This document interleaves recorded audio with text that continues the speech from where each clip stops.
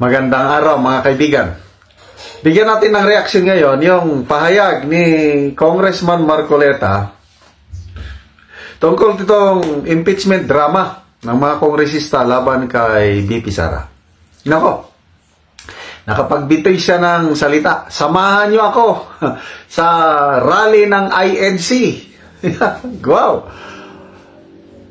Sige, sama tayo. Paano tayo sasama? Hindi naman tayo member ng Iglesia ni Cristo. Yun ang tanong. Okay, pakinggan natin itong programa sa Saganang Mamamayan. At saka komentary ni PH Update. Hindi, teka muna. Kung sinimulan na nila ang pagkalat ng pirma. Pero meron po eh. Ilalapag na naman sila sa tinutukoy ng Pangulo. Sinabi na nga niya, tigilan nyo na yan eh. Yan ang Kasi kapag kung umanap ka ng pirma, ito yung diretsong pagsasakatuparan ng impeachment complaint na hindi nadada.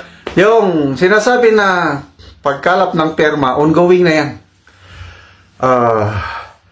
Kasi ang plano, hindi nadadaan sa Committee on Justice yung impeachment complaint. Direct resolution, pipirmahan ng mga kongresista. According to KAEREC, yung sources niya sa Congress, as of yesterday morning, meron ng 60 congressmen na nakapirma. So, konti na lang, 45 na lang ang kulang para aangat na maisampa na ang impeachment complaint sa Senado. Yun ang sinasabi ni Congressman Marcoleta na hindi nila gustong sundin yung hiling ng Pangulo. Sa Committee on Justice. Ito'y tuloy-tuloy na itatransmit sa Senado kasama na yung articles of impeachment. Kapag ginawa nila ito yung pinag-uusapan natin na imbes na sila'y magkaisa sa Pangulo, makipagkaisa sa Pangulo sa kanyang layunin, na isang tabi na natin lahat ito sapagkat sa kanyang panukala, sa kanyang pagtaya, mas marami tayong problema ngayon. So yung maliit na bagay na ginagawa nyo, na pinagtatalunan nyo dyan, wala namang kapupuntahan, wala namang ibubunga, kahit sa buhay ng isang Pilipino, sabi nga, tempest in a teacup. Kapag ginawa nila ito'y direktang paglaban sa opinyon ng Pangulo. So sa mga dito pa lang, sa pinabanggit mo kung totoo yan, yan ang kinatatakutan ko. Na itong ginawang manifesto na ito, ay kunwari lang. Yes! Ano yung kunwari? Kunwari lang yung manifesto na yon. Sabi ko nga, yung una kong vlog, parang panloloko lang sa taong bayan. Kasi ibang sinasabi, ibang ginagawa. Ano tingin nila sa mga Pilipino? Bobo? Hindi nakakaintindi sa mga galawan nila? So, salamat, Congressman Dante Marcoleta. Talaga, sapol. Hit on target yung sinasabi nyo. Panloloko sa mamamayang Pilipino yung manifesto of support kay PBBM. Sa English, dito, hypocrisy. Hypocrisy. Yan lang. Pagpapanggap, pagbabalat kayo. Ito'y nakakatakot. Panloloko ito sa ating mamamayan. Kapag ito'y ginawa nila, halimbawa, nagsimulang sila mangalap. Makikita na po ninyo ang pagbabalat kayo ng lahat ng pipirma na nagkunwaring nakipagkaisa sa Pangulo, pero pagpapanggap lamang po. Yan ang nakakatakot eh. Dapat pala, sabi ko sa'yo, nagrarally ako. Siguro kung magrarally. Kung sinasabi natin, sasama sa rally ko siguro sa Dante Marcoleta. Di ba ginagabahan yung mga nito, yung mga pasaway, yung mapagkunwa kung tawagin nila, di ba? Yung mga mapagkunwari, yung mga mapagpanggap. Sumusunod sila kay PBBM, pero yung sinabi ni PBBM, marami tayong problema. Tigilan niyo yung mga kapalpalan nyo na yan. Hindi naman magiging presidente si Tamba, tigilan niyo yan. Ngayon, kahit si Marcos, ayaw niya lang diretsuhin nung si Tamba. Alam niya. Kung tatanungin natin si PBBM, harapan, yung rektahang tanungan, tanungin natin siya, PBBM, mag-presidente pa si Tamba? Kahit pinsan niya si Tamba, ilalaglag niya 100%. Paniwala ko kayo sa hindi sasabihin niya, walang pag-asa. Kaya kung ako sa inyo, yung mga minions ni Tamba, mag-isip-isip po kayo. Pipirma. Kasi ang yun lang pagtatangka ng pagpipirma. basbas. Makabayan black ko hindi talaga sumusunod sa presidente ito. Ginagamit lang ng mga yan, kunwari lang yan. Kunwari lang ba ito? Yung bang gumawa ng manifestong ito, ay tatanong ko sa inyo, sumama ba yung Makabayan Black?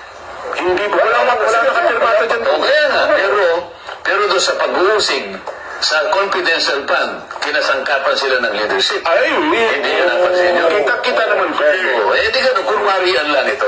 Yung napagharap ng Pangulong Duterte sa Quadcom, ang unang pinron agad yung grupo na Makabayan. Kaya itinabi pa siya doon sa kalaban ng Pangulo. Naintindihan naman natin lahat yun Kaya sinasabi ko sa inyo, ito yung pagkukunwari lang kapag pinilit nila. Makakapag-inisip ba yung mga yun? Kung walang basbas? Kapag lang sila Sino pipirma dyan? Halimbawa, kung walang basbas ang Pangulo, hindi 4 lang silang pumirma. Ako naman ko. Isasama mo yung isang nakbayan. Bagong dahing dagdag, Patagi-tagilid yung bibig kong magsalita. So, 5 lang sila. Yung makbayan naman. Ba't hindi lang pala tayo nakapansin? Pati pala itong si Kong Nande, napunay niya yung si Percival, anong pa apelido ng... Sir Danya. Yung buhok niya nandito, yung panga niya nandoon, no? Magkasalungat Ba't di na lang kaya dito yung buhok, dito dapat yung panga. Tapos na. Ibig sabihin, maniniwala pa rin ako na nakikipagkaisa na yung kabuuan ng Kamara. Sapagkat pinagmulan ng pagpipirma, 5 lang ang katapos-tapusan. Bilangin pala natin. Pinaglakas naman ang loob nilang magpapirma. So yun, yung pagpapapirma, planado. According to Senator Bato, planado yan. Kaya agree ako sa sinasabi ni Congressman Marcoleta na pagkukunwari lang lahat. Yung sabi ng Pangulo na wag nyo nang ituloy. Kung totoong wag nang ituloy, determinado ang presidente, bakit may nagpapapirma? Bakit may pumipirma? Dahil may basbas. Kaya tuloy ang rally ng Iglesia ni Cristo. Aabangan natin. Yan, magrarally ako, sabi ni Congressman Marcoleta, nanawagan siya. Pero ang chismis ata, parang higit na raw sa 5, higit na raw sa 5 Sa mga tweet. Chismis na naman sa akin ko. Itong pagkakaisa nito, pinaglalaruan ng taong bayan. Ako naman kong... Meron pa rito pagkakaisa ka niya katapatan. Mo. Isip-isipin mo. Pinili nila yung mga mabubuting mga salita Isang deklarasyon ng pagkakaisa, katapatan at paninindigan sa pagtatanggol sa bayan. Nasaan ang pagkakaisa? Nasaan ang katapatan? Nasaan ang paninindigan mo nung ginawa mo itong manifesto nito? Ako naman ko, sabi ko bawalang galang sa mga nasusulong ng impeachment. Mukhang iba at ang pagkakaintindi nila sa salitang pagkakaisa at pagkakatapatan. Kasi may sariling yan May sariling ideologiya ko Kaya nga, natanong ko sa inyo, kung kasama sila dito sa manifesto, kung hindi pala, bakit sila yung pinaka-aktibong puwersa nung ginigisa nila ang dating Pangulo at nung ginigisa nila yung kanyang anak na nagkataong pangalawang Pangulo ng ating bansa.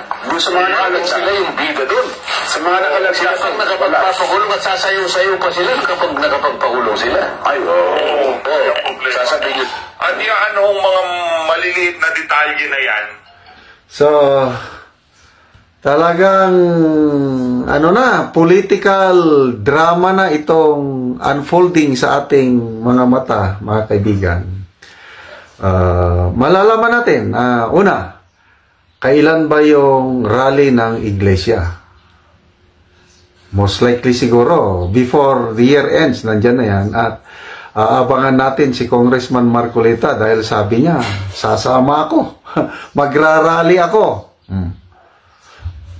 Ang isa pang tanong dyan is, kailan nila